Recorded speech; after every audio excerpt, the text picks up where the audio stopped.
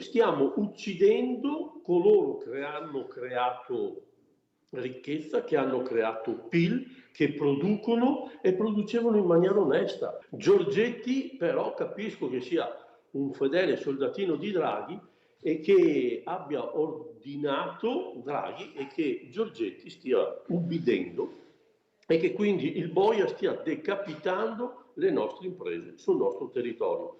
E non sta decapitando solo le nostre imprese, ma sta decapitando un'economia nazionale che era importante. Un attacco frontale, diretto, quello del numero uno dell'ANCE regionale Paolo Ghiotti al governo, dopo il via libera in Consiglio dei Ministri del decreto legge sul superbonus 110%, che di fatto blocca lo sconto in fattura e la cessione dei crediti sui bonus fiscali, inserendo il divieto di acquisto per gli enti locali dei crediti già in circolazione. Il ministro Giorgetti in conferenza stampa aveva illustrato il provvedimento parlando di una misura necessaria per bloccare gli effetti di una politica scellerata.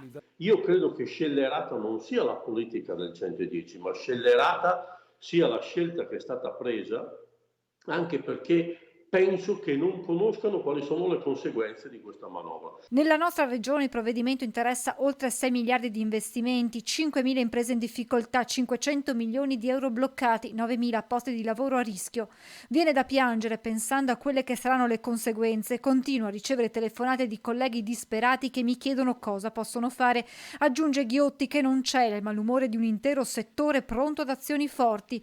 Una mobilitazione di piazza che potrebbe partire proprio dal Veneto, seconda regione in Italia per interventi realizzati proprio grazie al superbonus. Siamo con l'acqua alla gola, cosa possiamo fare? Io non dico di andare avanti al governo con le ruspe, certo è che questa moria creerà veramente una grossa difficoltà.